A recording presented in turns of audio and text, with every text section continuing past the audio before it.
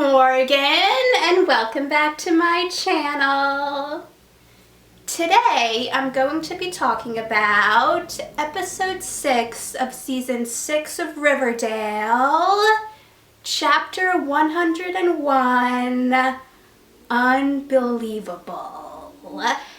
Now, if you haven't seen the episode, there will be spoilers in this review, so stop watching if you don't want to be spoiled. So, here's my review of episode 6 of season 6 of Riverdale, chapter 101, Unbelievable. It was good that Archie, Betty, and Jughead survived the bomb explosion, even though it was obvious that they would, since I can't imagine the show without any of them. But something I was surprised about is that Archie didn't think about Bingo until after he went back to the house with Uncle Frank and heard Bingo. I mean, if I was in that situation, after making sure that all the people in the house were okay, I would also make sure that my dog was okay. So it was good that Bingo survived. I didn't blame Kevin for being surprised when Tony and Fangs told him that they were dating. I mean, I was surprised when Tony and Fangs got together, and I obviously want Tony and Fangs to be happy, but I really hope that Tony and Cheryl get back together, and Kevin and Fangs get back together in the future. I didn't blame Cheryl for thinking that Abigail Blossom's curse caused Archie's house to blow up, since Abigail cast the curse on Archie, Betty, and Jughead's ancestors. But since we know that Hiram was behind the bomb, and Betty and Archie aren't sure how they survived, is it possible that Abigail's curse protected them? If not, I really like Mary's theory that Fred protected Archie and Betty. That really sounds like something he would do. Based on the way Betty was acting when she saw Trevor at the hospital, I was wondering if he was the trash bag killer. And since it was revealed that a nurse at the hospital was killed, I was thinking that he was. But he wasn't. But it was also interesting to see that thanks to the bomb exploding, Betty now has the ability to detect when someone is a threat.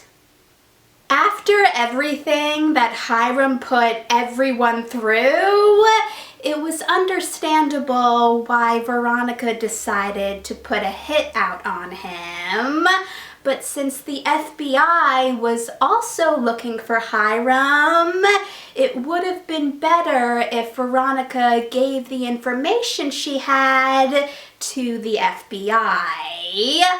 Also, Reggie did have a point when he said that Hiram was still Veronica's dad, but when you think about it, it's clear that Hiram was never going to stop what he's doing unless he was dead. When Tony and Fangs told Archie that the ghoulies wanted to kill him and that he should leave Riverdale, it was obvious that Archie was not going to listen to them.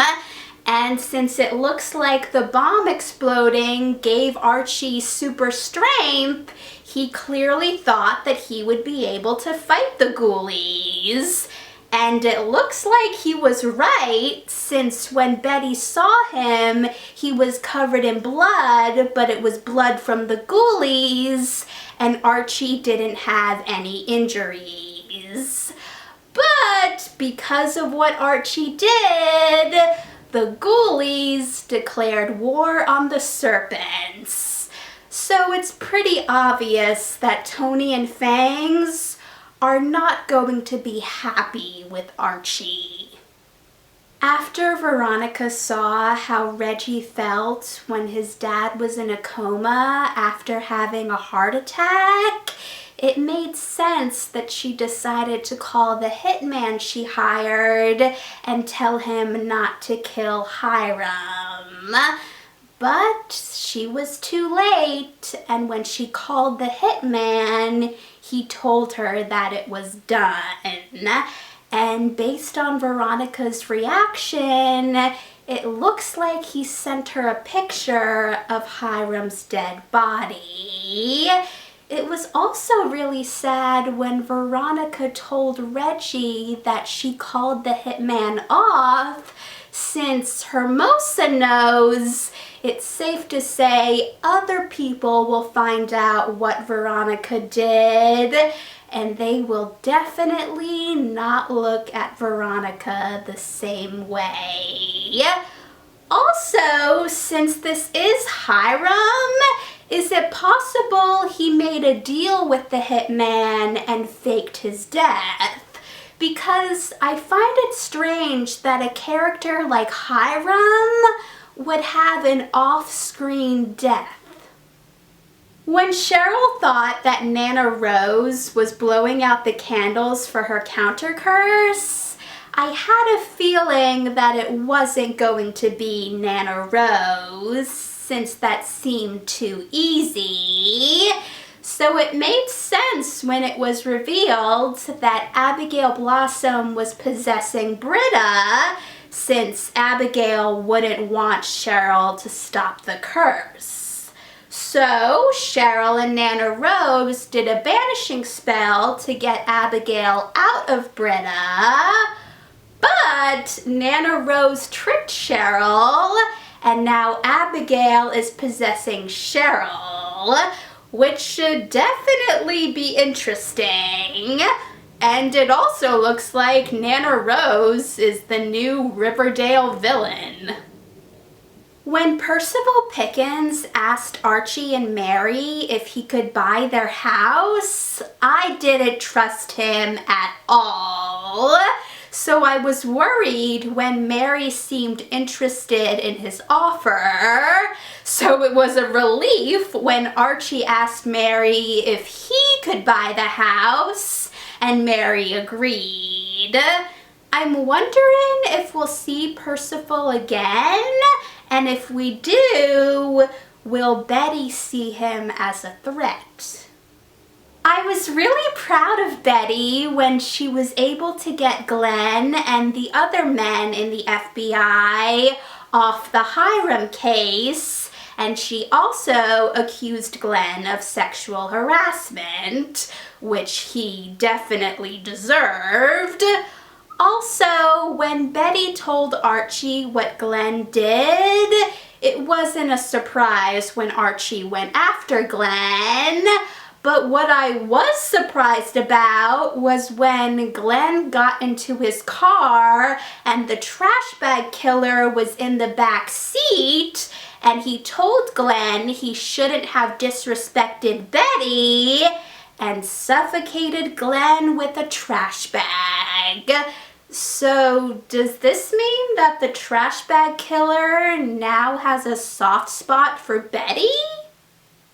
Something I'm curious about is why the abilities that Betty and Archie got when the bomb exploded are useful abilities, but Jughead lost his hearing. I'm wondering if there'll be a future episode where Jughead not being able to hear will come in handy. The only thing I can think of is maybe Abigail casts a curse on everyone in Riverdale, but it won't affect Jughead because he won't be able to hear it. Thanks for watching, guys! If you saw the episode, let me know in the comments what you thought about it. And if you want to see any of my future Riverdale reviews or any of my other future videos, hit that subscribe button and I'll see you in the next video. Bye.